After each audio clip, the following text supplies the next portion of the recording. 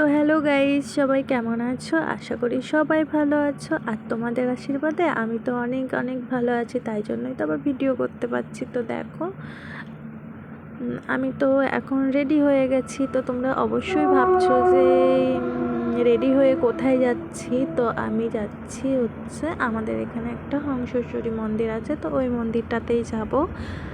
আর কেন যাব, কারণ হলো কি, আমার শাশুড়ি মানে আমার মেয়ের যখন খুব শরীর খারাপ হয়েছিল, তখন আমার শাশুড়ি মানত করেছিল যে ও যদি খুব তাড়াতাড়ি সুস্থ হয়ে যায় তাহলে ওকে দেখাতে নিয়ে যাবে। তো অনেক দিন ধরেই যাব করে তো আর টাইম হচ্ছিল না। তো তারপরে যাই হোক, আজকে তো ঠাকুরের আশীর্বাদে আজকেই টাইম হয়েছে। আর আজকে রেডি হয়ে এই তো বেরিয়ে পড়েছি। আর ওরা অনেকক্ষণ ধরেই দাঁড়িয়েছিল, এদিকে আমারই লেট হয়ে গেছে। তারপরে তো চলে এলাম, আর সামনেই টোটো দাঁড়িয়ে আছে। তারপরে টোটোতে বসে গেলাম। আর যাচ্ছিলাম কে কে বলো তো? যাচ্ছিলাম হচ্ছে এইদিকে আছে আমি আর আমার শাশুড়ি মা, আর এইদিকে আমার জায়ের ছেলে আর আমার 2 মেয়ে যাচ্ছিল সাথে। তো চলো।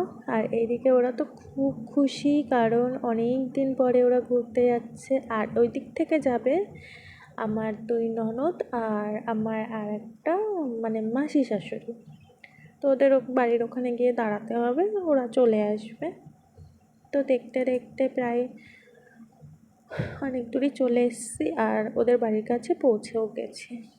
তো অনেকক্ষণ ধরেই বসে থাকার পরে তাও তো ওরা আসছে না, তাই আমি ভাবলাম যে একটু দেখে আসি যে কী করছে আর কি। তো এই দেখো, এটা আমার বড় মাসির শাশুড়ির বাড়ি। তো চলো, আমি ওদেরকে একটু ডাকতে যাচ্ছি যে একটু তাড়াতাড়ি করার জন্য। আর এইদিকে ওদের লেট হচ্ছিল, কারণ ওদের বাড়িতে একটু মিস্ত্রি এসেছিল, যার জন্য লেট হচ্ছিল। যে ওরা যদি চলে যায় বাড়িতে তো আর থাকার কেউ নেই, ওই জন্য ওরা অপেক্ষা করছিল কারোর আসার জন্য, তারপরে ওরা বেরিয়ে যাবে। তো মাসি বলছিল এসে বস, কিন্তু আমি আর বসলাম না, আবার জুতো খুলে ঘরে ঢুকতে হবে, ওই জন্য আর বসলাম না। তো আমি চলে এলাম আবার টোটোতে। তো টোটোতে আবার বসে গেলাম। তারপরে ওরাও তো বেশ রেডি হয়ে দেখো ওরাও বেরিয়ে পড়েছে। এই যে ওরা চলে এসেছে, আর এই দিক থেকে টোটোও ছেড়ে দিয়েছে।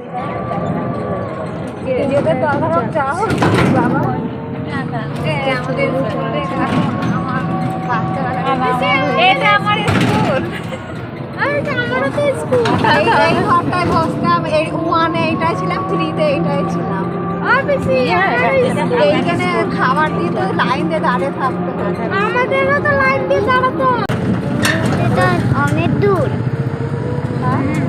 চন্দ্রহাটিটা অনেক দূর, অনেক দূর।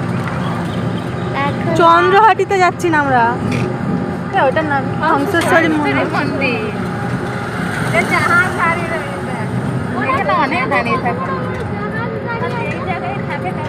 এখানে ফটোশুট করতে দেবে না, জাহাজে উঠে না, কোনো মতেই না। মাল আছে। এক কাজ করবো, এ তো উপরে উঠে এইখানে ফটোশুট করবি, তা করি না। ওরকে জোরে খাওয়াবি, গরুর পাখি যাচ্ছে আদর করে। কি গালা, তুই কলকাতা চিড়িয়াখানায় তুই ছোলা খাওয়া যাবে, একটু ভালো ফটোশুট করা যাবে, এই গাছটা ধরে দাঁড়িয়ে থাকবি। রাস্তায় দৌড়াবি, ফাঁকা রাস্তা। আমরা বললে কিচ্ছু হবে না, ও ক্যামেরাম্যান যা বলবে তাই। ক্যামেরাম্যান কত নিচ্ছে? কত? 42,000 50,000 চেয়েছিল, সেখানেও কমিয়ে। এদেরই তো হ্যাঁ, এদেরই তো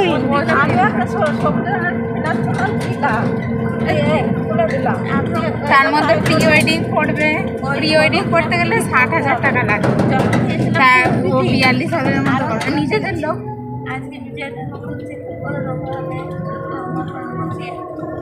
আগে পীর বাবা।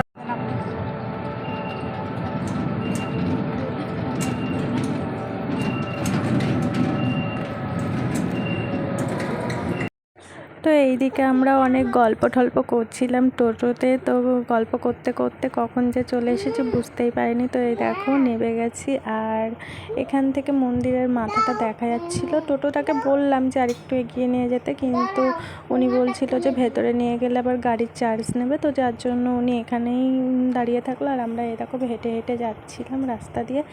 আর রাস্তাটা খুব সুন্দর ছিল, হাঁটতেও খুব ভালো লাগছিল। আর এদিকে আমরা অনেক কথা বলছিলাম, কথা বলতে বলতে অনেকটা এগিয়ে গেছি আমি মানে আমরা যারা আর কি ছিলাম। আর আমার শাশুড়ি আর মাসি শাশুড়ি আর আমার ছোটো মেয়ে অনেক পেছনে পড়ে গেছিলো। তো ওইটাই গল্প করছিলাম ওদের সাথে। আর এখানে কথা বলতে বলতে চলে এলাম ফুলের ডালা কিনতে। আমার ননদ পুজো দেবে, তো যার জন্য একটা বয়স্ক মহিলার কাছে চলে এলাম। ওখান থেকে আমরা একটা ফুলের ডালা কিনে নিলাম।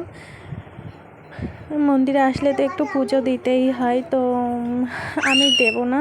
আর এখানে আমার ননদ ওই জন্য ডালা কিনে নিল, তো ওই পুজো দেবে। তো চলো আমরা এখন মন্দিরে ঢুকবো আর কি।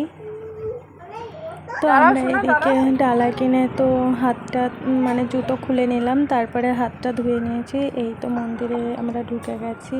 আর দেখো সবাই বাইরে কি সুন্দর দাঁড়িয়ে আছে, বাচ্চাগুলো খেলা করছে। আমরা সোজা আগে মন্দিরের দিকে যাব, তারপরে আমরা মানে আর কি অন্যদিকে আর কি ঘুরবো। তো চলো আগে মন্দিরের দিকে যাই।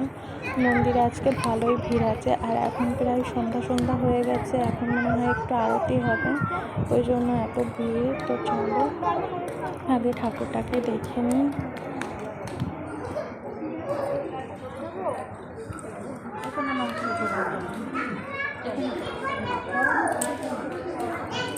চলো মাথায় হাত দাও, চলো।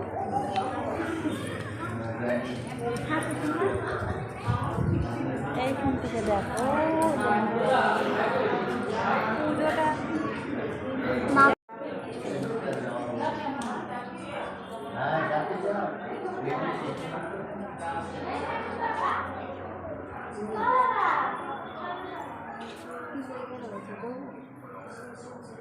কিছুই প্রবলেম হয় না, কিন্তু কি দাও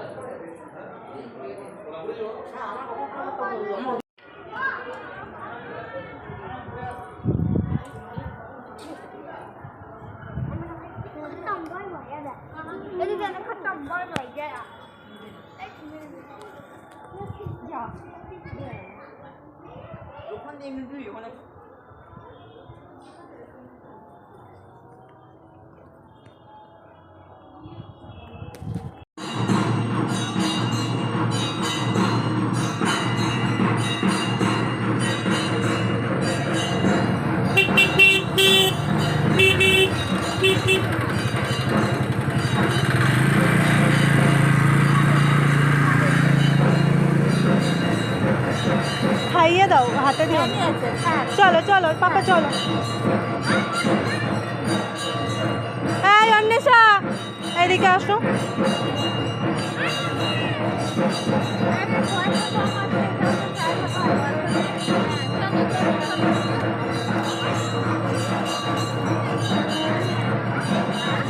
চলো এই টয়লেট করবি?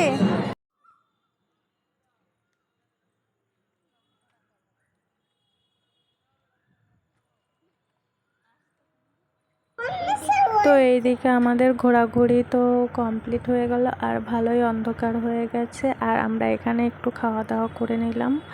মানে ঠাকুরের এখানে তো কোনো আমিষ জিনিস পাবে না, তো এখানে ফুচকা খেয়ে নিলাম আর পাপড়ি চাট খেয়ে নিলাম, সেগুলো নিরামিষই ছিল। তো খাওয়া দাওয়ার পরে দেখো এবার আমরা গাড়ির দিকে যাচ্ছি হেঁটে।